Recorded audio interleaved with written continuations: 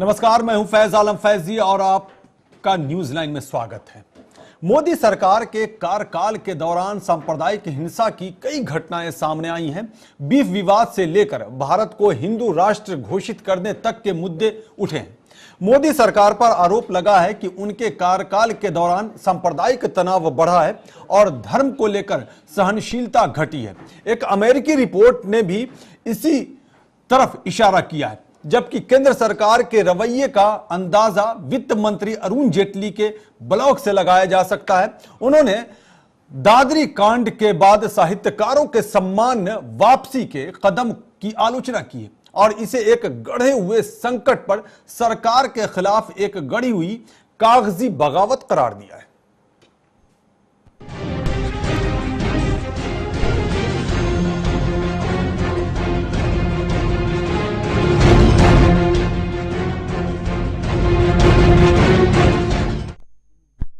अब यह सवाल पैदा होता है कि क्या वाकई मोदी सरकार के खिलाफ कागजी बगावत हो रही है, और अगर ऐसा है तो दादरी कांड पर हुई सियासत में क्या सत्ता में मौजूद बीजेपी की कोई भूमिका नहीं थी? चर्च पर हमले, गोमांस पर विवाद और एक धार्मिक किताब के फटे पन्नों पर हुई हिंसा से केंद्र सरकार क्या सिर्फ ये कहकर पल्ला झाड़ लेगी कि कानून व्यवस्था कायम रखना राज्य सरकार की जिम्मेदारी है? न्यूज लाइन में हम इसी पर बहस करेंगे, लेकिन हम चलते हैं, एक रिपोर्ट दिखाते हैं।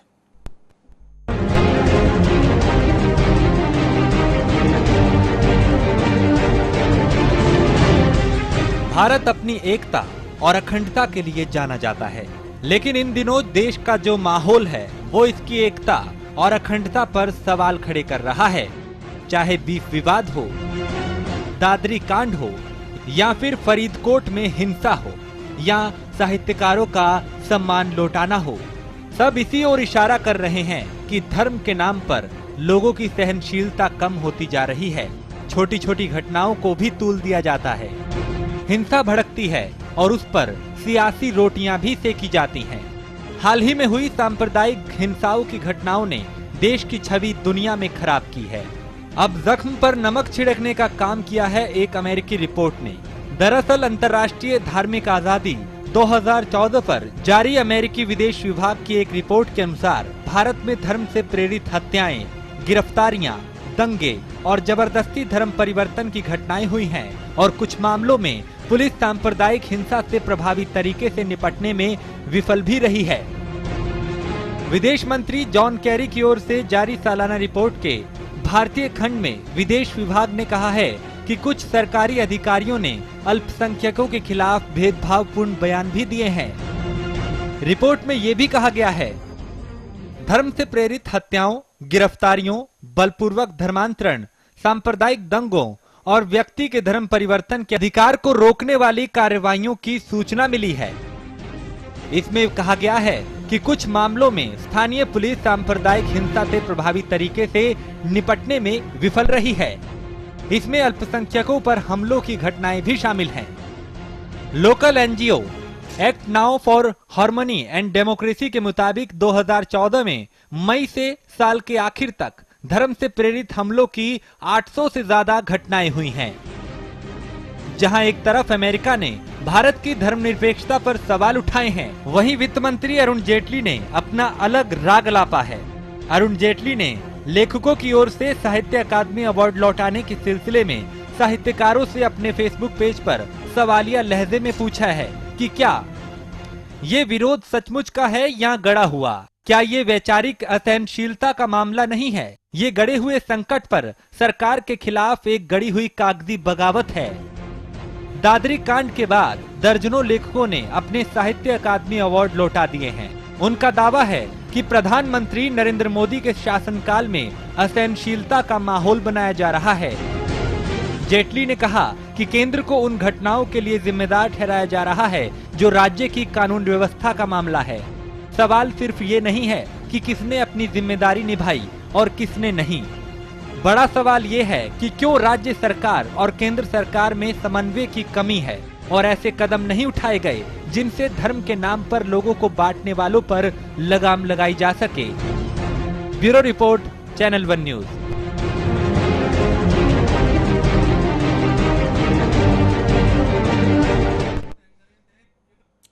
तो अमेरिकी विदेश मंत्रालय की तरफ से अंतर्राष्ट्रीय धार्मिक स्वतंत्रता रिपोर्ट जारी की गई है, जिसमें इस तरह की बातें निकल करके सामने आई है कि जब से केंद्र में मोदी की सरकार आई है, यानी कि एनडीए की सरकार आई है, तब से धार्मिक उन्माद बढ़ा है, असहनशीलता की कमी आई है और जो अधिकारी हैं वो भी भेदभावपूर्ण रवैया अपना रहे हैं।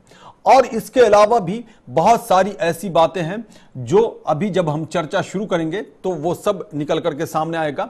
खुद गृह मंत्रालय की रिपोर्ट में इस बात को एक्सेप्ट किया गया है कि पिछले साल के मुकाबले इस साल शुरू के 5 महीने में धार्मिक हिंसाओं में इजाफा हुआ है। अब ऐसा क्यों हो रहा है, इस पर लगाम क्यों नहीं लगाया जा रहा है, या इस पर लगाम लगाने की कोशिश में कहीं कोई कमी तो नहीं है, ये तमाम चीजें हैं। हमारे साथ तमाम मेहमान जुड़े हुए हैं। सबसे पहले अपने मेहमानों से हम आपका तारुफ करा दें। मेरे साथ हैं शांता प्रकाश जाटव, जो बीजेपी के नेता हैं। जाटव जी, आपका बहुत बहुत स्वागत है। उसके बाद है राजीव शर्मा, जो सामाजिक कार्यकर्ता हैं। राजीव शर्मा, आपका भी बहुत बहुत स्वागत है। अजय वर्मा, जो कांग्रेस के प्रवक्ता हैं यूपी प्रदेश के, आपका भी बहुत बहुत स्वागत है। और जे.आर. शरण, वरिष्ठ पत्रकार, आपका भी बहुत बहुत स्वागत है। जे.आर. शरण, हम सीधे चलते हैं शांता प्रकाश जाटव के पास और ये जानने की कोशिश करते हैं कि ये जो विदेश मंत्रालय, अमेरिका की विदेश मंत्रालय की तरफ से जो ये रिपोर्ट आई है, जिसमें यह कहा गया है कि पिछले साल यानी कि मई में जब से सरकार बनी प्रधानमंत्री नरेंद्र मोदी की, और दिसंबर तक 800 सांप्रदायिक दंगे हुए हैं। क्या कहेंगे जाटव जी? देखिए फैजी साहब, जो भी रिपोर्ट आई है अमेरिका से जी, अमेरिका को उससे पहले की रिपोर्टों को भी देखना होगा जी, और सांप्रदायिक दंगे जो हैं वो किन सूरत हाल में हो रहे हैं यहाँ पर जी, इस चीज को हमारा गृह मंत्रालय भी देख रहा है जी, बिल्कुल, कि जिस तरीके से यहाँ सांप्रदायिक दंगे हो रहे हैं, जी, एक सोची समझी जो है ये रणनीति के तहत जो है, जो बौखलाया हुआ वर्ग है, जी, तो मोदी जी के आने की वजह से जी, ये उनके द्वारा प्रायोजित सारे जो है दंगे किए जा रहे हैं। और इसमें अभी आपने अपनी रिपोर्ट में आप कह रहे थे कि चर्चों पे हमले हुए, आपको अच्छी तरह याद होगा चर्च पर जो हमले हुए थे उसमें 22 लड़के जो पकड़े गए थे वो सब ईसाई थे जी।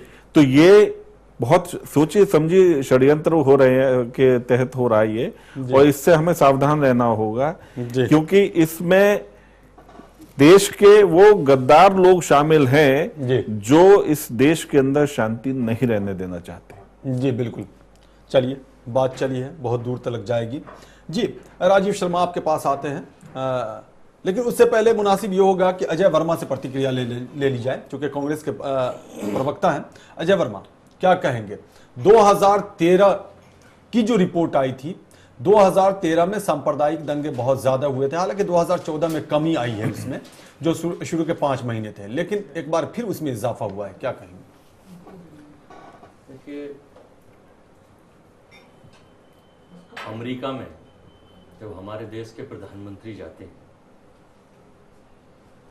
पूरे देश में एक वहाँ से मैसेज वो प्रायोजित कराते हैं, वो जाते हैं, तो वहाँ के लोग जाने वो जाने, लेकिन सबको पता है कथनी और करनी में कितना फर्क है।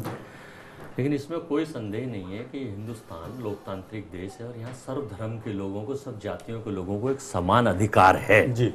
और अभी कोर्ट ने भी पीछे ऑर्डर किया था कि क्या समान आचार संहिता सारे नागरिकों के लिए देश की सरकार लागू करेगी या उसको पालन कराएंगी या नहीं कराएंगी। शायद अभी 3 दिन पहले 2 दिन पहले पेपरों का टाइटल बिल्कुल।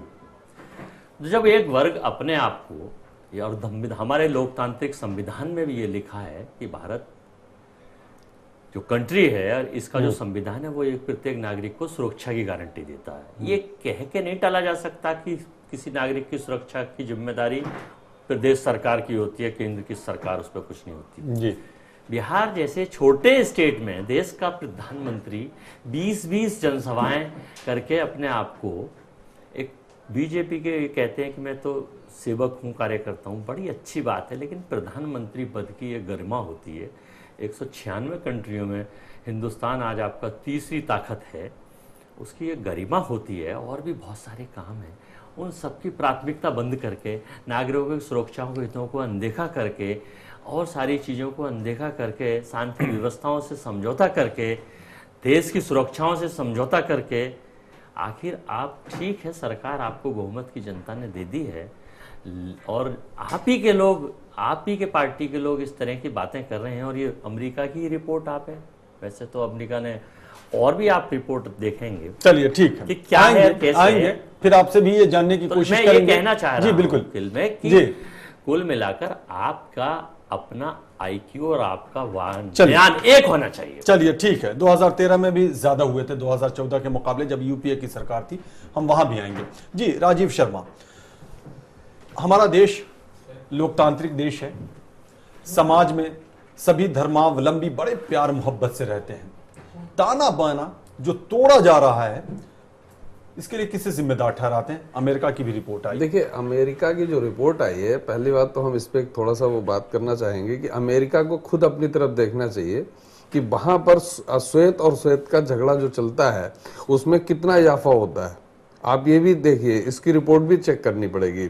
दूसरे, वहां पर जो अश्वेत की जो अपने पॉपुलेशन है उसका परसेंटेज क्या है और जेल में जो अश्वेत जो हैं वो कितने परसेंट। तो रिपोर्ट को आप एक्सेप्ट करते हैं या खारिज करते हैं? नहीं, मैं इस रिपोर्ट को खारिज करता हूँ। जी, आप सीधे खारिज करते हैं? बिल्कुल खारिज करता हूँ। उसका कारण ये है, बड़े अच्छे रिश्ते हुए हैं, बिल्कुल बड़े अच्छे रिश्ते हुए हैं और उस पे भारत को, मैं ये चाहूंगा कि देश को उस पर कड़ी प्रतिक्रिया देनी चाहिए कि अगर कोई भी, देखिए झगड़े हमेशा होते हैं, हर जगह होते हैं। कोई एक कंट्री नहीं है कि खाली भारत में ही हमारे यहाँ झगड़े हो रहे हैं, ऐसा नहीं है। ठीक है, हमारा एक लोकतांत्रिक देश है, उसमें सभी लोग मिलजुल के रहना चाहिए और सबको मिलजुल के रहना भी है। लेकिन इस तरीके की रिपोर्ट जो आती है और उस पे एकदम से प्रतिक्रियाएं निगेटिव, एक दूसरे पे देश की प्रतिक्रिया है, ना कि किसी पार्टी की। तो इसलिए इस चीज और इसके बारे में आप क्या कहेंगे कि होम मिनिस्ट्री की जो रिपोर्ट आई है उसके मुताबिक 2014 में जब यूपीए 2 की सरकार थी तो पहले 5 महीने यानी जनवरी से मई तक में 232 सांप्रदायिक दंगे हुए और जब प्रधानमंत्री नरेंद्र मोदी बने तो 2015 में जनवरी से लेकर मई तक में 287 सांप्रदायिक दंगे हुए। नहीं, उस पे इनको कंट्रोल लगाना चाहिए और इनको सब उस पे तुरंत एक्शन लेना चाहिए, क्योंकि ये देश की एक अखंडता की बहुत ज्यादा वो है। तो इसलिए इसमें तो बहुत ज्यादा ध्यान देना चाहिए और इसके लिए मोदी सरकार को तुरंत एक्शन लेना चाहिए और जो भी जिम्मेदार हैं, चाहे वो प्रदेश सरकार है या केंद्र सरकार है, उसको एक्शन लेना ही पड़ेगा। जी बिल्कुल, बड़ी अच्छी बात। जी बिल्कुल, आपके पास आएंगे। एक सेकंड में राजीव जी से एक चीज। जी आएंगे आपके पास। राजीव जी से एक चीज। जी राजीव जी, आपने 1 मिनट में, अमेरिका आपको पता है विश्व की नंबर 1 शक्ति है। चलिए ठीक है, आएंगे बात होगी। खारिज कर दिया जी, आपने 1 मिनट में तलवार उठाई और काट दिया। जी जनाब, आपके देश के प्रधानमंत्री जब कहते हैं कि अमेरिका जैसी कंट्री में उसको जो प्रोटोकॉल रेड कारपेट दिया गया, फिर ये आपस में देखिए, इसीलिए तो मैंने उसके साथ में एक शब्द भी जोड़ा है। यहाँ व्यक्तिगत ही मैं उसको साथ में मैंने एक चीज और भी जोड़ी है कि जो भी चीज है, मैं ये कहने जो भी चीज है उसके चंद्रमा को पकड़ सकता हूं। नहीं, उसके साथ मैंने एक चीज और भी जोड़ी है कि उनको अपनी तरफ भी देखना पड़ेगा, अमेरिका को अपनी तरफ भी देखना पड़ेगा। ये नहीं है कि हम अमेरिका के पीछे पीछे भागते चलेंगे, हम भाग रहे हैं। ठीक है, और भाग रहे हैं, हर चीज के लिए भागते चले जाएंगे, उसमें हमको अपनी ताकत। मैं फैजी साहब, यहाँ पर मैं चूंकि बात छिड़ी गई है, जी जी, तो मैं अमेरिका के संदर्भ में एक बात कहूंगा। जिस वक्त पेंटागन के ऊपर हवाई हमला हुआ 2000 में, तो उस वक्त पेंटागन की जो बिल्डिंग है उसके ऊपर 14 स्वचालित मिसाइलें, जो एंटी एयरक्राफ्ट मिसाइलें रखी हुई थी, और जब वो जहाज जाकर के उससे टकराता है, वो एंटी क्राफ्ट मिसाइल जो है एक पत्थर नहीं फेंकती। उस वक्त अमेरिका ने क्या सोच करके वो सारी मिसाइलों के बारे में अपना वक्तव्य नहीं दिया? मतलब नहीं, ये कॉन्स्पिरेसी है, ये सब चीजें हिडन है, ये सब चीजें हिडन है। जी बिल्कुल, इसको देखना है। बड़ी अच्छी बात। जयशन, क्या कहेंगे आप? प्रधानमंत्री जब अमेरिका जाते हैं तो अपनी पीठ थपथपाते हैं और जाटव जी कहते हैं, जो बीजेपी के नेता है, कि ये कॉन्स्पिरेसी है। It is politics of convenience. जो मुझे अच्छा लगा वो बहुत अच्छा, जो मुझे नहीं, मेरे मतलब की बात नहीं है, उसको खारिज कर दो। और दूसरा, लेकिन एक चीज मैं दर्शकों के लिए कहना चाहूंगा कि बार बार ये कहा जाता है कि जो होम मिनिस्ट्री है या जो पुलिस है वो स्टेट गवर्नमेंट के साथ है। लेकिन मैं आपको बता दूं कि हमारे कॉन्स्टिट्यूशन में 3 तरह के पोर्टफोलियोज हैं, एक स्टेट पोर्टफोलियो, एक यूनियन लिस्ट और एक कंकरेंट लिस्ट। तो होम कंकरेंट लिस्ट में आता है, तभी राजनाथ सिंह यहाँ के होम मिनिस्टर के गद्दी कुर्सी को सजा रहे हैं और संवार रहे हैं। हमारे देश में एक रेल दुर्घटना हुआ था और एक प्रधानमंत्री ने रिजाइन किया था, लोगों को अगर याद हो तो, लाल बहादुर शास्त्री ने। आज अगर देखा जाए तो इतने दंगे, और होम मिनिस्टर के मुंह से दंगे के बारे में एक शब्द नहीं निकलता है। ये कौन सी राजनीति? नहीं, होम मिनिस्टर ने तो सबसे पहले बयान दिया दादरी मामले में, तो सबसे पहले होम मिनिस्टर ने कहा। दादरी मामले में मैं कह रहा हूं जनरल इतने सारे, एक सेकंड मुझे कम, 800 से ज्यादा दंगे होते हैं। आपका सर शर्म से झुकना चाहिए। आप गर्व करते हैं और नेताएं उनके खड़े होकर मंच से भाषण देते हैं कि हम चाहते हैं सद्भावना। अरे दोनों हाथ से ताली बजती है, एक हाथ से ताली नहीं बजती है। एक हाथ से कोई करेगा, कोई दंगा नहीं हो सकता। आप भी कहीं ना कहीं शामिल हैं, इसलिए होता है। मंच से आप जो बोल लें, मुंह में राम बगल में छुरी वाली बात है कि आप लोगों को दिखाने के लिए कुछ कहें, करने को कुछ करें, वो एक अलग बात है। यहाँ पर मैं यहाँ पर आ रहे जाटव जी आपके पास आ दूसरा बोलने बीजेपी एक नेशनल पार्टी है जी, कांग्रेस एक नेशनल पार्टी जी। है। रीजनल पार्टीज कुछ बोले या कुछ कहें या उनकी जो शब्दावली है उसमें फर्क हो तो समझ में आती है, लेकिन नेशनल पार्टी की एक गरिमा है, उसको फॉलो करनी पड़ेगी। आज जो इनके राष्ट्रीय अध्यक्ष अमित शाह जी जो लैंग्वेज प्रयोग करते हैं, जो उनकी भाषा है, या प्रधानमंत्री जो आज की तारीख में भाषा प्रयोग कर रहे हैं, या जिन मुद्दों पे वो लोग बात कर रहे हैं, क्या इस देश के हित की बात हो रही है? आप गाय की मारने की और गाय के मरने की बात कर रहे हो, या किसान मर रहा है उड़ीसा में। आज तक किसान वहां लोग भूखे मरते थे, किसान कम से कम उड़ीसा में नहीं मरा था, अब नए पे किसान भी उड़ीसा में मर रहा है। आप एग्रीकल्चर पे कोई बात ही नहीं करते, आप महंगाई पे कोई बात नहीं करते, और इन सबों से केवल जनता को भटकाने के लिए केवल बड़ी बड़ी बातें करते हैं, जिससे कोई लेना देना नहीं है देश के गरीब को। लेकिन किसान तो हर दौर में मरे। नहीं, वो तो मैं कह रहा हूं, 70 साल से दोनों नेशनल पार्टियों ने, कांग्रेस हो या भाजपा, दोनों ने किसान, इस देश के रीढ़ के हड्डी किसान के बारे में किसी ने नहीं सोचा है। किसान के बड़े बड़े नेता जरूर इनके यहाँ खड़े हो जाते हैं, जिनको किसान की एबीसी, खेती की एबीसी ना पता हो, लेकिन वो पॉलिसी निकालते हैं। कैसी बात कर रहे हैं शरण साहब? भूमि अधिग्रहण बिल किसने पास कराया था और किसने तब्दील करी है उसमें किसानों को? और आज अपोज कर रहे हैं। अजय कब पास कराया ये भी बता दो। 2013 में, 2013 और आजादी को जोड़ने 2013 में जब हमने भूमि संशोधन कराया, आज विरोध क्यों? नहीं, सुन लीजिए, जब आप उसकी गर्दन तोड़ के और उसको दूसरा रूप, चलिए उधर जाना नहीं है, उसका विरोध क्यों? उसका विरोध क्यों कि उसमें सारी, चलिए उधर नहीं जाना, मोदी जी ने मूल रूप से चेंज चलिए कर दी। जाटव जी कुछ कहना चाह रहे थे। जी जाटव जी आप कुछ कहना चाह रहे थे। नहीं, मैं जब अभी इन्होंने जो बात कही ना कि गृह मंत्रालय की, तो गृह मंत्रालय की बात में मैं आपको बताऊं, प्रदेश सरकार ने दादरी वाले मामले में एक रिपोर्ट गृह मंत्रालय को दी थी।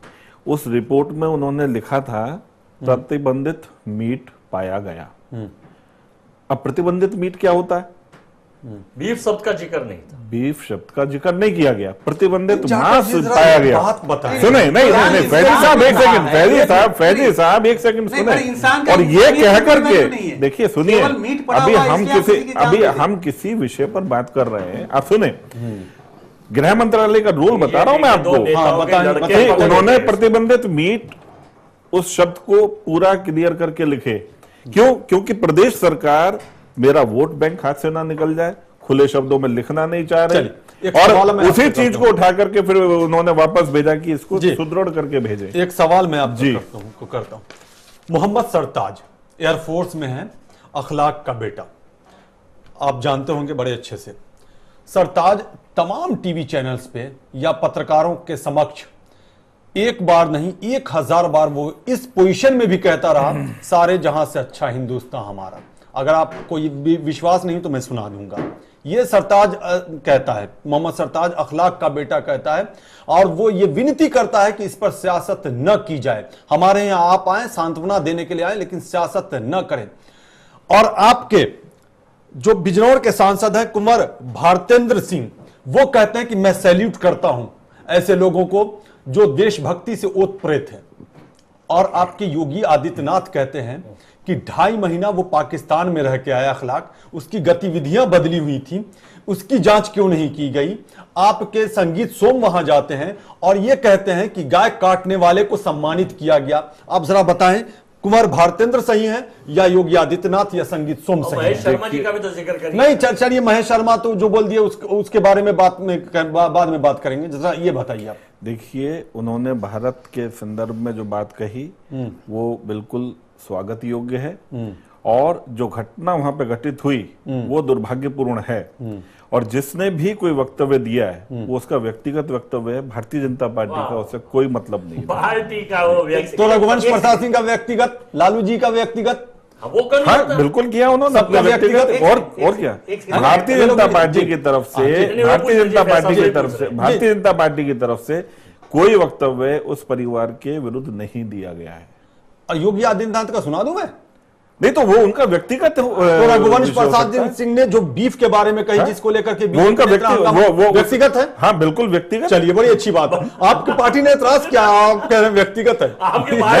देखिए मैं क्या कह रहा हूं, मैं नहीं, जो भी कुछ हो रहा है, संगीत सोम के बारे में हमेशा कह रहे हैं कि नहीं जाना चाहिए। आप कह रहे हैं भारतीय जनता पार्टी के फोरम से बुआ ताई चाची नहीं, अजय वर्मा राहुल गांधी भी वहां गए थे, माफ कीजिएगा, अजय वर्मा राहुल गांधी भी वहां गए थे, पर्सनल एक उसमें गए, राहुल गांधी भी अजय वर्मा वहां गए थे, कोई उन्होंने कुछ नहीं जी, कहा। अजय वर्मा राहुल गांधी भी वहां गए थे। कि संवेदनाओं के तहत कोई भी जा सकता, आप भी जा सकते, मैं भी गया हूं। जी, लेकिन मैंने ये नहीं कहा कि राहुल गांधी भी वहां गए थे। लेकिन बहुत दंगे हुए हैं कांग्रेस के जमाने में, अजय वर्मा, कल भी इस पर चर्चा हुई है यहाँ पे। नहीं, सब जगह जी, होती है। जी आर शरण कुछ कहना चाह रहे हैं। जी राजीव। प्रॉब्लम यही है जी। कि हर राजनीतिक वर्ग, जी। और ये पोस्ट इमरजेंसी शुरू हुआ था जी। कि हर आदमी, हर पॉलिटिकल पार्टी अपना एक शाउटिंग ब्रिगेडियर रखता है। जी, जैसे रत्नाकर पांडे हुआ करते थे राजीव गांधी के जमाने में, जी। और एक सरदार जी हुआ करते थे, मैं अभी नाम भूल रहा हूँ, पटना से राज्यसभा मेंबर हैं और अब आजकल बीजेपी में हैं। कलमाड़ी का भी नाम ले सकते हैं ये लोग आप। शाउटिंग ब्रिगेड में हुआ करते थे राजीव गांधी के। उसके बाद आजकल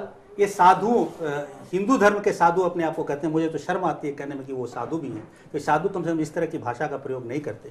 वो मोदी जी के ब्रिगेड बन गए हैं, शाउटिंग ब्रिगेड, और उनकी जो मन में आए वो बकते मोदी जी थे। ने साफ कहा कि हमें इनसे नहीं तो मोदी इस जी, टाइप के वक्तव्यों से हमारा मोदी कोई जी मतलब ऐसे नहीं लीडर है। हैं जिनका कहना साधु या आदित्यनाथ जैसे लोग नहीं सुनते, ये जनता माने फिर। देखिए साहब, मैंने क्या कहा, ये कोई सुनिए ना, पार्टी फोरम से कोई बात, ये पार्टी बता फोरम, ये बातें कोई पार्टी फोरम से नहीं कही गई मना है। किया कि ऐसी भाषा का प्रयोग आप ना बिल्कुल मना किया है, फिर भी वो प्रयोग कर रहे हैं। बिल्कुल मना पार्टी किया से है। निकाल दीजिए उनको। वो देखेंगे, जो भी जो नियम है उसके अनुरूप देखा जाएगा।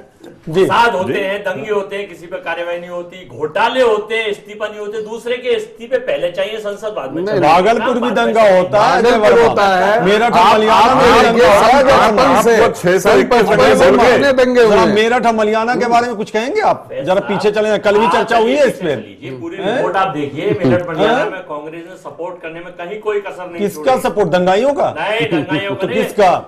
कितने लोगों को न्याय सजा की हुई? बातों का। कितने लोगों को सजा हुई अजय वर्मा? आपको याद है? और हाशिमपुरा वर्मा जी, में जो कत्लेआम हुआ अजय वर्मा, वर्मा जी, हाशिमपुरा में जो कत्लेआम वर्मा जी, हुआ, अभी सारे बरी हो गए, किसके बरी हो गए? वर्मा बरी हो गए जितने पुलिस वाले थे। तो कोर्ट निर्णय एविडेंस पे देता है। कोर्ट, अजय वर्मा, कोर्ट निर्णय कब देता है? एविडेंस आप मुहैया कराएंगे तभी तो। कोर्ट का ही निर्णय है, हाई कोर्ट और सुप्रीम जी। कोर्ट को भी आगे पीछे तर उंगली उठाएंगे क्या? जी नहीं, अब नहीं, कोर्ट का निर्णय है तो क्यों? आखिर कोई तो था जिसने मारा 40 लोगों को। मारा है, कहाँ गए वो लोग? गलत कहाँ मारा। गए? ये तो कोर्ट का ये हाशिमपुर की बात कर रहा हूं हाँ, मैं, हाशिमपुरा मेरठ मलियाना की बात कर रहा हूँ।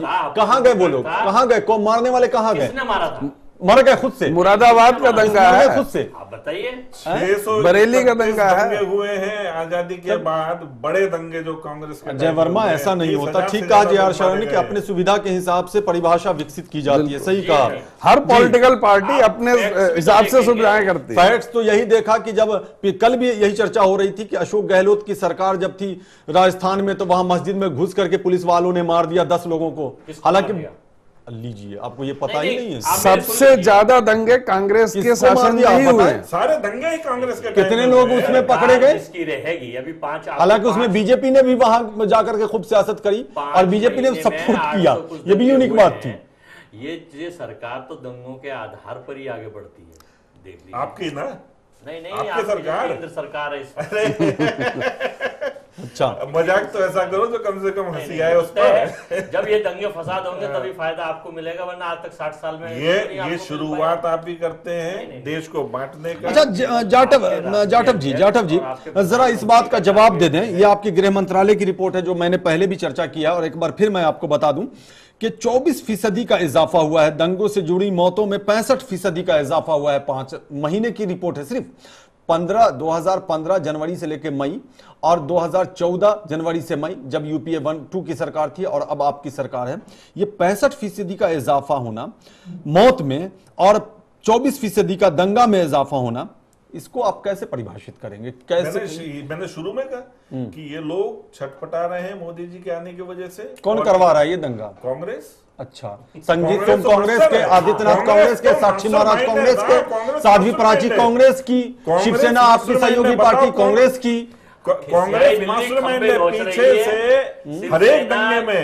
आप जो है वो कांग्रेस की इन्वॉल्वमेंट है हर एक चीज में। ये वामपंथी और कांग्रेस का मिला जुला है। और बनारस कांड पे जो करा है बहुत गलत करा है, इसका खमियाजा वो उठाने वाले मोदी है। देखिए साहब, आप लोग बौखला जाते हैं तो उसके बाद में दंगे ही शुरू करते हैं। जाटव, बड़ा अफसोस है, बहुत अजीब सा लगता है जब इस तरह की परिभाषा सुनने को मिलती है। बहुत अजीब सा लगता है, बहुत अजीब सा लगता है। जनता देख रही है, जनता देख रही है, जनता के हाथ में ही फैसला है। अगर जनता बनाती है तो जमीन पे भी रख देती है। आपने देखा है 1984 में राजीव गांधी को किस तरह से बहुमत मिला था और कहां चली गई आज कांग्रेस, ये भी देखा है, हर कोई देखेगा जी। बिल्कुल, क्योंकि वक्त एक ब्रेक का हो रहा है जाटव, वक्त एक ब्रेक का हो रहा है। ब्रेक के बाद जब आएंगे तो हम इस चर्चा को आगे बढ़ाएंगे और जे आर शरण से इन्हीं सब मुद्दों पे जो अभी बात हुई है, जो आपने अपना अपना पक्ष रखा है, उसका जवाब मांगेंगे।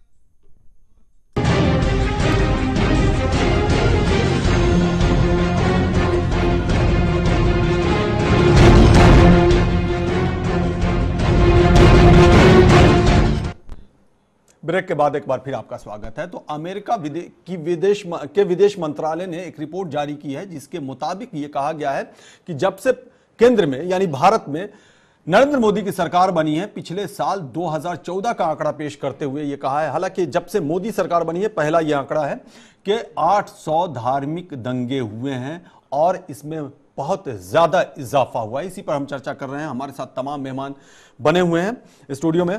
हम सीधे रुख करते हैं जे.आर. शरण की तरफ। जे.आर. शरण, अभी थोड़ी देर पहले आपने दोनों राष्ट्रीय पार्टी के प्रवक्ताओं की बात सुनी, उनका विचार सुना, उनकी प्रतिक्रिया सुनी, जरा आप अपनी भी प्रतिक्रिया दे दें।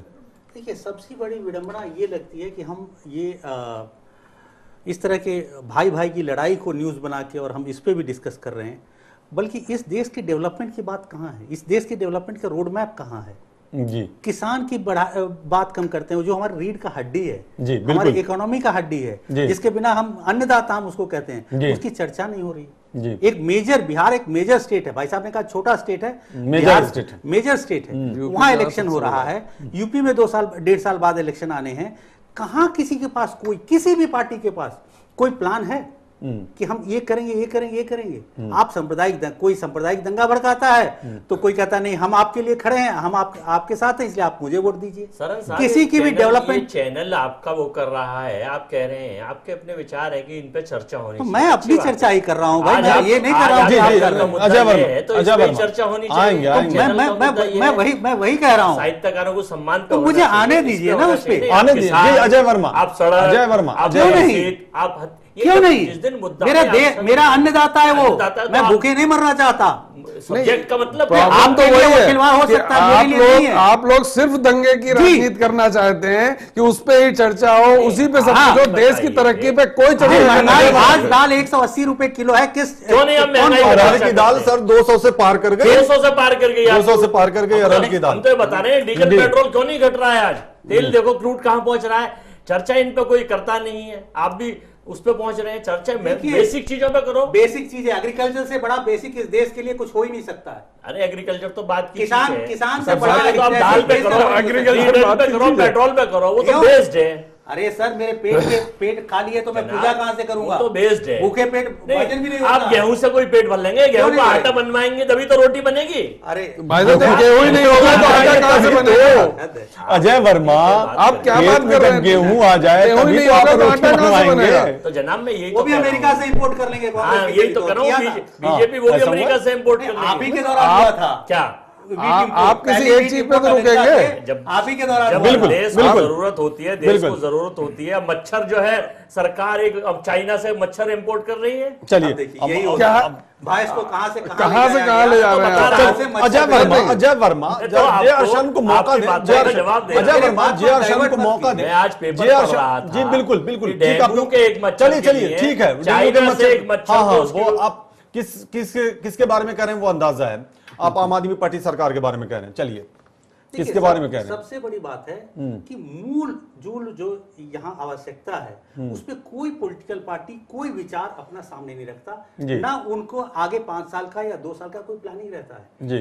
इसी तरह इलेक्शन के पहले कहीं दंगा बढ़ जाएगा, इलेक्शन के पहले कोई जाके किसी सांप्रदायिक का कोई कुछ भाषण दिया जाएगा। हम भी तो यही कह रहे हैं। आज देखिए इस देश में न हिंदू सुरक्षित है, न मुसलमान सुरक्षित है, न क्रिश्चियन, न जैन, न बुद्धिस्ट। जी, ये कैसा देश है? इसमें हमको आश्चर्य करना चाहिए, हमें सतर्क होना चाहिए कि हम ऐसे लोगों के हाथ में खेल रहे हैं। जी, इसमें तो सवाल कोई नहीं उठा रहा। जी, आप व्यवस्था, चलिए, आप व्यवस्था, लोकतंत्र की व्यवस्था किसने बनाई है? जी, अजय बदल दीजिए।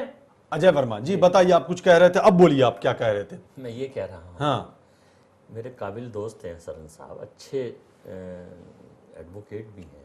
हाँ चलिए, अपनी बात रखिए आप, ठीक है, आप अपनी बात रखिए, अपनी बात रखिए के लिए आप पूरी हिंदुस्तान की व्यवस्था ही बदल दीजिए। अगर आप इसमें हैं, आप अपनी बात रख सकते हैं। क्योंकि मैंने आपसे एक चीज कही कि आपने एक मुद्दा आज आपके लिए नहीं रखा, वरना तो फिर तो ओवरऑल सब चीजों पर रोज ही डिबेट कर लीजिए। कोई मुद्दा रखा है ना आपने, स्पेसिफिकेशन। उस किसान का भी मुद्दा होता है, उस पर भी एक दिन चर्चा होती है। हत्याओं का भी मुद्दा होता है, सुरक्षा का, उस पर भी एक दिन चर्चा होती है। और आज दंगे का मुद्दा होता है। नहीं, आपने रखा साहित्यकारों को सम्मान लौटाने वाला, इस पे भी चर्चा करेंगे। उस पर भी तो कोई चर्चा ही नहीं हो रही। भी चर्चा करेंगे, बोलिए ना, तो आप बोलिए ना। मैं यही तो कह रहा हूँ कि साहित्यकार वो किसी पार्टी का साहित्यकार नहीं होता, वो कांग्रेस, बीजेपी, समाजवादी, जनता दल या आम आदमी पार्टी का साहित्यकार नहीं होता। साहित्यकार एक आत्मा होती है, उसकी अंतरात्मा की आवाज होती है। और जब उनको ही अपनी सम्मान की सुरक्षा खतरे में लगे और उनका सम्मान खत्म होने लगे, तो जो पुरस्कार दिया जाता है वो ऐसा नहीं है कि आज एक ही दिन में सम्मान खत्म हो गया जाता है, नहीं, एक ही घटना को लेकर के सम्मान खत्म हो गया। लग रहा है कि एक साहित्यकार दे देता तो माना जाता कि पिछले 45 साल से जितने दंगे हुए हैं, जितने सब कुछ है, उसमें सम्मान खत्म नहीं हुआ था। चलिए अजय वर्मा, इस्तीफा तो नहीं दिया 15 किसी ने ना पिछले 45 साल में, मुझे बताइए। जी बोलिए बोलिए। बताइए, कर्नाटका में आपका सरकार है, कर्नाटका में साहित्यकार की हत्या हुई है। पिछले 45 साल में एक साल अजय वर्मा, 15 साहित्यकारों ने, कब आपके पास कोई उदाहरण हो, मैं बताओ। अजय वर्मा ठीक है, ठीक है, जय आशा को बोलने दें। जी जी 15 साहित्यकारों ने कहाँ दिया? वही मैं कह रहा हूँ, लौटाया कहाँ है? केवल 3 लोगों ने अपनी धनराशि लौटाई है, बाकी सभी लोगों ने सिर्फ सम्मान लौटाया, धनराशि तो नहीं लौटाई ना। केवल 3 लोगों ने धनराशि लौटाई है। उनकी मंशा पे भी एतराज नहीं, मंशा पे एतराज नहीं है, लेकिन साइलेंट बीजेपी के मैं साइलेंट बीजेपी का समर्थक नहीं हूँ। नहीं चलिए बीजेपी और बीजेपी का गलत होता है, बीजेपी पूछेंगे पूरे साहित्यकारों को लोकतांत्रिक, वो गलत है, वो भी गलत है। अजय वर्मा जाटव जी से पूछेंगे, साहित्यकार के बारे में पूछेंगे। साहब आप सुन ही नहीं रहे, अब कल को हम बुद्धिजीवी क्लास पे उंगली उठा दें और कहने लगा तो फिर तो आपका भी यहाँ पर डिबेट करना और आपका टीवी पे बैठना में एक क्लास होती है चैनल में, मैं नहीं कह रहा, एक क्लास है साहित्यकार की, उसमें आपके भी लोग हो सकते हैं। एक बात बताया अजय वर्मा, हमारे तल्ख एक सवाल करता हूं आपसे। जी एक बात बताएं, कांग्रेस की सरकार हमेशा रही, ज्यादातर वक्त किस लिए रही? एक मिनट मेरा सवाल नहीं, पहले मेरे आप जवाब दे देंगे। आप मुझसे सवाल करेंगे तो आप यहाँ बैठ जाए, मैं जवाब दे दूंगा। नहीं, आप मेरा जिसको सवाल लोग ज्यादा चाहेंगे, ज्यादा टाइम उसकी तो सरकार रहेगी। चलिए अब नहीं चाहा लोगों ने, नहीं चाहा। एक बात बताइए, आपके साथ हमेशा मुसलमान का बड़ा वर्ग जुड़ा रहा है, इससे आप इनकार नहीं कर सकते, लेकिन क्या आप इस बात को एक्सेप्ट करते हैं कि आज भी उतना ही बड़ा वर्ग मुसलमान का कांग्रेस के साथ जुड़ा हुआ है? देखिए, हिंदू मुस्लिम नहीं, सिर्फ नहीं, मैं पहले कह दिया, बहुत तल्ख सवाल है, और भी इसमें एक सवाल है, पहले जवाब दे दे। मैं करता हूं, मैं ही तो कह रहा हूं, अल्पसंख्यक की परिभाषा क्या है? नहीं, मैंने तो सिर्फ सीधे मुसलमान की बात करी, अल्पसंख्यक बोला ही नहीं मैंने। आज जरा बताएं। देश का मुसलमान, हाँ मैं कह रहा हूं वोटर है वो सबसे पहले, फिर देश का और देश का, ठीक, उसका रुख है, उसका मुद्दा है, उसका सोच है, क्यों? जरा वजह बताएं क्यों? ये तो भाई देश जब आजाद हुआ, कल भी मैंने ये बात कही, तो तकरीबन 16% मुसलमान सरकारी नौकरी में थे।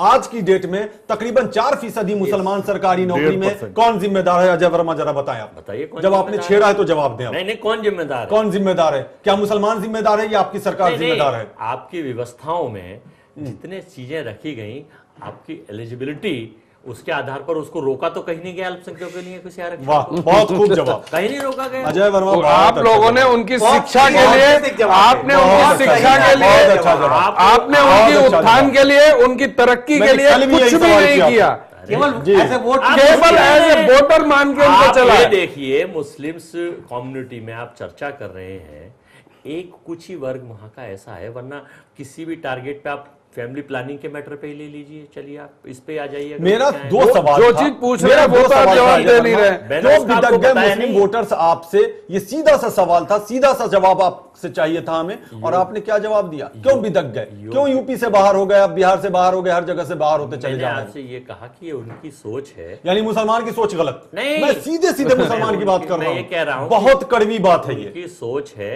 कि वो किस पार्टी को कब कहां बढ़ाना चाहते हैं, देना चाहते हैं। या तो आपकी नीति में कमी, या तो आपकी नीति में कमी, या उसकी सोच में कमी। क्या कमी है बताइए? कि हमारी नहीं बताइए किस चीज में कमी? नीतियों पे चर्चा परिचर्चा करने की आवश्यकता है।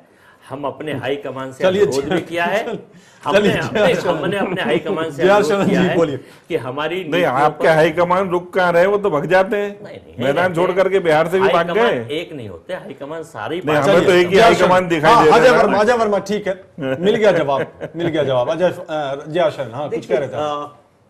मैं जिस प्रदेश से आता हूँ वहाँ मुसलमानों की प्रतिशत 18% है जी, which is a very bulk. Bihar से बिलोंग करता हूँ और बहुत बल्क वोटर है। और पिछले 50 साल क्या 70 साल अब होने जा रही है, कांग्रेस और एनडीए और जेडीयू और आरजेडी ने ही रूल किया है।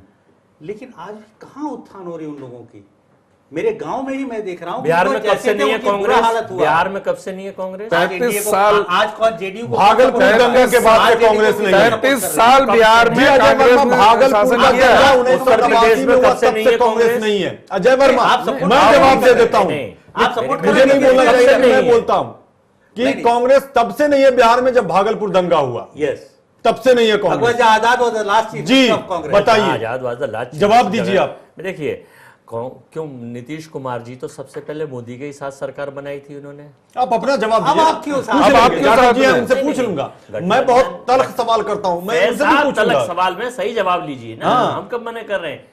देखिए गठबंधन बिहार के विकास की बात के लिए, जब वहां फिरका परस्त ताकतें इस तरह का माहौल पैदा करेंगे। देख लीजिए चुनाव ने पहला रिपोर्ट आपने देखी, दूसरा चरण देख लीजिए, तीसरा चरण देख लीजिए, और इसके बड़े चमत्कारिक रिजल्ट आएंगे बिहार विधानसभा के। हाँ, आपको 4 की जगह सिफर आने वाला आपका मालूम है, चमत्कार तो हो ही चलिए रहा है। ठीक है। रिजल्ट जाटव जी, जरा आप ये बताएं कि जो साहित्यकारों ने, अभी यही चर्चा चल रही थी ना कि साहित्यकार के बारे में नहीं बोल, जिन साहित्यकारों, तकरीबन 40 से ज्यादा ये आंकड़ा हो गया है, 45 के आसपास पहुंच गया है, उन्होंने अपना सम्मान लौटाया है, उस पर टिप्पणी की है वित्त मंत्री अरुण जेटली ने।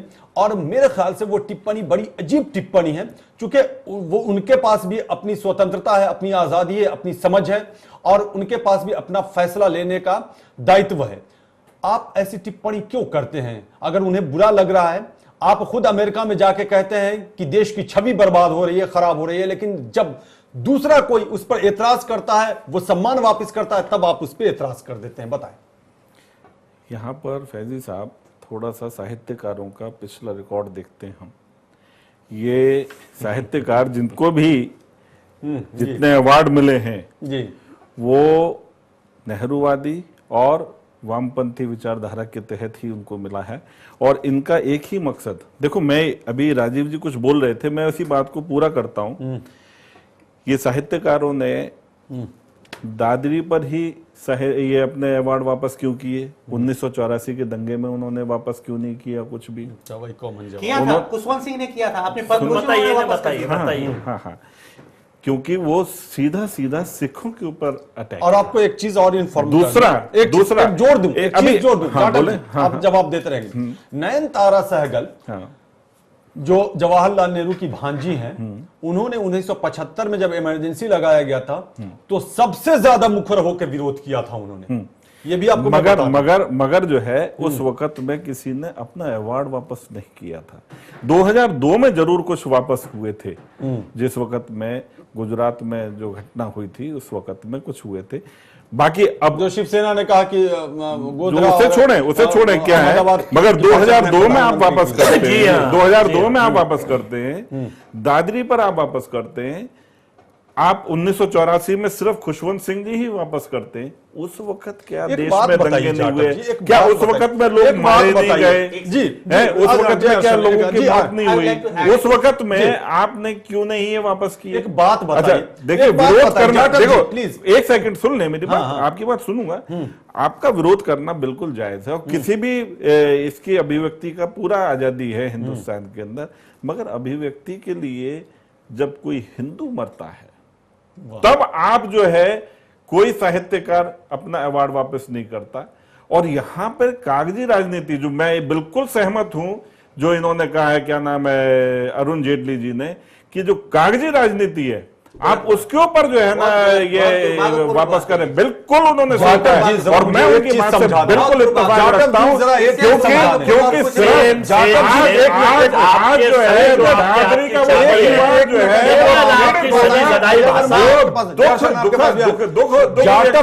दुखी होगा। जाटव जी, आज अगर ये ऐसे नहीं बोलेंगे, पार्टी से निकाल दिया जाएगा। एक मिनट, मोदी जी का चाबुक के ऊपर चलेगा, आज वाजपेयी पे चल रहा है, राजनाथ जी पे चल रहा है, बी शांता कुमार पे चल गया, सुषमा जी पे चल रहा है, गंदी राजनीति हो रही है, दादरी पर राजनीति बंद होनी चाहिए। उल्टा सीधा बोला।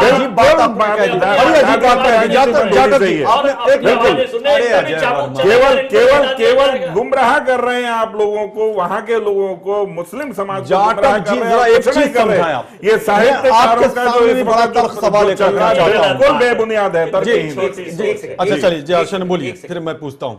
देखिए प्रॉब्लम यह है कि आज का राजनीतिक वर्ग वो कोई भी हो, किसी भी पार्टी का हो, आजकल उनमें लिखने पढ़ने की आदत ही नहीं है। मैं पुराने राजनीतिक वर्ग के साथ रहा हूं, 8 से 12 घंटे वो लोग पढ़ते थे। आप लोग कितनी देर पढ़ते हैं मुझे मालूम है, क्योंकि जो प्रश्न आप पार्लियामेंट में पूछते हैं, पार्लियामेंट में जो आप पूछते हैं उससे पता चलता है। आपके युवराजों को देखा हमने कि क्या लिख कर मुझे मालूम है, इसीलिए मैं सारे पार्टी को कह रहा हूं, मैं आपके लिए सारे पार्टी के लिए कह रहा हूं।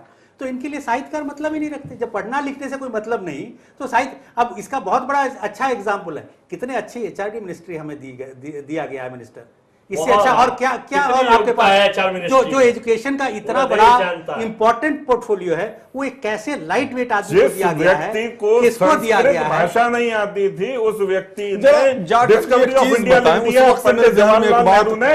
जी, पंडित जवाहरलाल नेहरू ने डिस्कवरी ऑफ इंडिया लिख दिया। होना कोई सर्टिफिकेट नहीं है, संस्कृत भाषा, संस्कृत आना ही इंडियन है।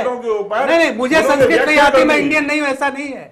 मैं साहित्य की बात कर रहा हूं। तो साहित्य क्या हो गया? केवल संस्कृत आना ही साहित्य है। आप किसी नहीं, केवल राइटिस्ट होना, केवल आरएसएस की विचारधारा बोलना नहीं, आरएसएस का विचारधारा बोलने पे ही साहित्य, केवल आरएसएस की विचारधारा और डिक्टेटरशिप करना, जैसे अपने बड़े नेताओं को दबा दिया, ये चाहते हैं हिस्ट्री को तोड़ना, देश के साहित्यकारों को, देश की जनता को बीजेपी के लोग दबाने का, डिक्टेटरशिप करने का काम कर रहे हैं। कांग्रेस इसका विरोध करती है और आम पार्टी इसका विरोध करती है, सारे देश के लोग इसका विरोध कर रहे हैं। सॉरी आपके एक सेकंड नहीं, आपको कोई हक नहीं है कि इंडियन साहित्य को आप इतनी बुरी भला कहें। सेम कम से कम इतना हक आपको नहीं दिया जाता कि आप साहित्यकारों को या साहित्य को, जिस तरीके से आज के समय में नहीं, आप उसको तोड़ना मरोड़ना चाहते हैं राइटिस्ट विंग की तरह, वो नहीं चलेगा। उनको उनपे गेरुआ रंग चढ़े, ये जरूरत नहीं है। जाटव जी, टीवी पर लोग देख रहे हैं, आपके इस बयान को देख रहे हैं, आप आज जो कर रहे हैं वो दुर्भाग्य से संबंधित है। आपके मन में भी एक साहित्यकार अंदर बैठा हुआ है, लेकिन आप चूंकि आपके बड़े नेता देश को गुमराह करने का काम ये बिल्कुल। अच्छा, एक बात बताइए जाटव जी, जरा एक बात, और राजनीतिक ने बहुत अच्छा किया, जरा एक बात बताइए, क्या किसी को हक नहीं कि अपना विरोध जताए? मेरा सोच मैं लिखूंगा, कोई हक नहीं है। तो फिर अगर उन्होंने सम्मान वापस किया, उन्हें खराब लगा, तो आपको ये हक किसने दे दिया कि आप उसे गलत किया ना? दंगे हुए ना, कुशवंत सिंह भी साहित्यकार थे, बाकी और इससे बड़ा अवार्ड है साहित्यकार, अवार्ड बड़ा है। 3000 लोग जिंदा जलाए गए थे साहब, क्यों नहीं 40 लोग आए उस वक्त में? उससे बड़ा अवार्ड उन्होंने रिटर्न किया था कुशवंत सिंह जी ने। वो लोग साहित्यकार थे। 40 साहित्यकार उस वक्त में क्यों नहीं आए? क्यों? नंबर जरूरी है, इंपॉर्टेंस जरूरी है। अरे क्या बात कर रहे हैं, वो तो सिख थे, इस वजह से उन्होंने उसको जहनी तौर पर देखा। बाकी लोग जातीय राजनीति का काम तो भारतीय जनता पार्टी के लोग करते हैं और इसी को बढ़ावा। अरे साहब, केवल जातीय राजनीति। राजीव शर्मा से बात, निष्पक्ष प्रतिक्रिया भी आ जाए। सामाजिक कार्यकर्ता राजीव शर्मा से एक बात पूछिए। चूंकि ये दादरी का मामला चला है और ये मामला अमेरिका तक पहुंचा और अमेरिका से इस तरह की रिपोर्ट आई है, चलिए वो रिपोर्ट जैसी भी हो, आपने तो खारिजी कर दिया। जरा एक बात बताएं, एक शख्स जिसका बेटा देश की सेवा के लिए सौगंध खाता है और इतने बड़े हादसे होने के बावजूद वो देश की सेवा के लिए अभी भी राग अलापता है और कस्में खाता है, लोगों को नसीहत देता है, और इसके बावजूद वो कहता है कि सारे जहां से अच्छा हिंदुस्तान हमारा, उसके बाप को एक अफवाह के बिना पर मार दिया जाता है, पीट पीट करके मार दिया जाता है, उसके घर को बर्बाद कर दिया जाता है, उसके भाई की हयात बाकी थी जो बच गया वो भी मारा जाता है। ये क्या छोटी घटना है? ये बहुत बड़ी घटना है, छोटी घटना है ये। और इस पे जितना भी शर्म की जाए वो देश के लिए शर्म की बात है। और इसमें हिंदू मुसलमान कहां से आ गया? हिंदू मुसलमान कहीं भी नहीं है। किसी भी घटना इस तरीके की किसी भी घटना की समर्थन नहीं किया जा सकता, चाहे किसी भी जात से हो, चाहे वो हिंदू हो, किसी भी धर्म से हो, हिंदू हो, मुस्लिम हो, सिख हो, ईसाई हो, किसी भी धर्म को, किसी भी जात को लेकर के इस तरीके की घटना के लिए शर्म आनी चाहिए। और हमारे नेताओं को और हमारे देश के जितने भी बुद्धिजीवी वर्ग हैं और जितने भी सभी लोग हैं, सबको इस पे शेम करना चाहिए और सबको इस पे शर्म करनी चाहिए। जी बिल्कुल, और सबक लेना चाहिए सरताज से कि वो आज भी अपने परिवार का अपने पिता को खोने के बाद आज भी देश की सेवा कर रहा है और आज भी उसके लिए लड़ रहा है। हाँ, बहुत अच्छी बात। जी अर्शन, ये धिक्कार है राजनीतिक वर्ग को कि हर अपॉर्चुनिटी को भुनाना चाहते हैं, अपने वोट बैंक में बदलना चाहते हैं। उनको शर्म नाम की वर्ड तो मुझे लगता है और इंसानियत तो कहीं और रख के आ जाते हैं। क्योंकि आप देखिए कि मुझे कोई एक राजनेता का एग्जाम्पल दे दीजिए जो वहां जाके इंसानियत की बात की हो, जिसने धर्म से ऊपर सभी राजनीति कर रहे हैं, जो वोट के ऊपर जाके बात की, किसी ने नहीं। हर आदमी ने अपने वोट बैंक को वहां खड़ा होकर यूज किया बस जी। तो ये मानवता कहां गई? मानवता मैंने हमारे देश में मानवता नहीं रहेगी। ये राजनीतिक वर्ग हमें बांटते रहेंगे भाई भाई को। अरे हम हिंदू हो, मुसलमान हो, सिख हो, जो भी हो, हमारे सब में लाल खून बहती है, हम सब भाई भाई हैं। और एकता और अखंडता इस देश का बहुत बड़ा एक क्या कहूं, हम एकता और अखंडता के लिए जाने जाते हैं। बिल्कुल, उसपे ये हमारी पहचान है, ये हमारी पहचान है। सरन जी, मैं एक बात कहना चाहूंगा, इसका एक कारण ये भी है कि एक्चुअली में क्या कहा है, जरा आपको पता है? कहा कि किस लिए गए थे और कितनी जगह जाते हैं, गमी में जाना। प्रॉब्लम यही है भाई अजय वर्मा जब खुद नेताओं को बैन उनका कर देना बेटा हाथ चाहिए, जोड़ के विनती कर रहा है कि हमारे यहाँ आके सियासत नहीं करें, आप सियासत शुरू कर देते हैं। सरताज खुद मना कर रहा है तमाम राजनीतिक पार्टियों को। ये कौन सी बात हुई? इस तरीके की घटनाओं पर राजनेताओं को बैन कर देना चाहिए कि वहां कोई भी राजनेता नहीं जाएगा। जिसकी सरकार है और देश में जिस सरकार है वो दो लोग राजनीति कर रहे हैं और कोई लोग यूं तो गए तो केजरीवाल भी थे, उन्हें क्या काम था वहां, उनकी कौन सी सरकार है? सबकी बात हो रही है, सभी राजनीतिक की बात कर रहे हैं, सबकी बात, सभी राजनीतिक, चाहे वो में फिर तो कोई किसी की में जाएगा ही नहीं, जाने नहीं चाहिए, आप पे उंगली उठेंगे। सवाल ये पैदा नहीं अजय वर्मा, सवाल ये पैदा होता है कि जब खुद पीड़ित परिवार आपसे विनती कर रहा है कि आप नहीं आए हमारे यहाँ सियासत करने के लिए और आप सियासत करने वहां पहुंच जा रहे हैं, ये कहां का इंसाफ है? गमी में होना सियासत करना कहलाता है? नहीं, गमी में आप जाए ना, गमी के लिए तो वो मना ही नहीं कर रहा है, तो? वो तो कह रहा है कि नहीं मेरे यहाँ राहुल जी ने मिजाज पुरशी करने मेरी सांत्वना दे दे। वहां जाते हैं तो वहां जाकर नहीं कोई भी हो संगीत, वहां जाके कोई यूपी गवर्नमेंट को कहता है, यूपी वाले दिल्ली वाले को कहते हैं, कांग्रेस बीजेपी को कहती है, बीजेपी कांग्रेस को कहती है। की बात क्या मामला है? तो बरेली में अभी वो जो डेथ हुई है इंस्पेक्टर की, वहां कितनी बार राहुल गांधी जी गए, वहां कितनी बार संगीत सोम गए, वहां कितनी बार साक्षी जी महाराज गए? पूरे हिंदुस्तान में आप बताइए, अब पूरे उत्तर प्रदेश में जियारशन बड़ी विडम्बना है, दादरी से मामला चला, मैनपुरी तक चला गया। क्या किसी को दिक्कत यही है कि इस देश का राजनीतिक वर्ग इर्रेस्पेक्टिव ऑफ पार्टी, मैं शुरू से वही कह रहा हूँ, सर साहब अपनी रोटी कर दीजिए ना, लोकतांत्रिक की व्यवस्था को खत्म कर दीजिए, आप यहाँ का संविधान बदल दीजिए। देखिए नहीं मैं बताता हूँ, इस देश में प्री इमरजेंसी इस देश में राजनेता उसके नागरिक एमएलए थे, उनकी संविधान के आप पार्ट हैं, उनकी असेट की लिस्ट निकालिए, आप देखिएगा जिस हाल में होते थे उसी हाल में बेचारे पार्लियामेंट से या मिनिस्ट्रीशिप से जाते थे, वो इसी रहते थे। आज देखिए काउंसलर भी बनता है तो करोड़पति बन जाता है। कहां से इतना पैसा इस देश में आ गया भाई कि हमारे देश में भूखे, एक आम जनता भूखे मर रही है, किसान भूखा मर रहा है, और लेकिन नेताओं के पास इतने पैसे बरस रहे हैं। तो ये कहां से आ रहा है? अरे पोस्ट इमरजेंसी की बात है, 1977 के बाद एक नया ट्रेंड शुरू हुआ। चलिए जी हर्षन, लेकिन ये भी सच है कि तमाम राजनेता एक जैसे होते भी नहीं है। ऐसा नहीं कि हर राजनेता भ्रष्ट ही होता है या गलत ही होता है, ऐसा भी नहीं होता। जी बिल्कुल। तो जाहिर सी बात है, ये जो मेजॉरिटी की मैं बात कर रहा हूं, जी मेजॉरिटी की बात कर रहे हैं, ये जो दादरी का मुद्दा चला है, हालांकि ये बड़ा नकारात्मक छवि लेकर के आया है, लेकिन हम उम्मीद करते हैं कि ये देश के लिए सकारात्मक पैगाम बन जाए, जिस तरह से मोहम्मद सरताज ने देशवासियों को पैगाम दिया। और रही बात अमेरिका की रिपोर्ट की, चलिए ठीक है, अमेरिका ने रिपोर्ट दिया और हमारे प्रधानमंत्री वहां जाते हैं, अपनी पीठ थपथपाते हैं कि अमेरिका के बड़े नजदीक आए हैं। ये तमाम परिचर्चाएं हुई और इसका सॉल्यूशन निकाला भी नहीं जा सकता एक घंटे में। इसके लिए काफी जिद्दोजहद की जरूरत है। अब तमाम मेहमानों का बहुत बहुत शुक्रिया इस परिचर्चा में शामिल होने के लिए। तो अब हमारे पास वक्त नहीं है, आप देखते रहिए न्यूज़ लाइन।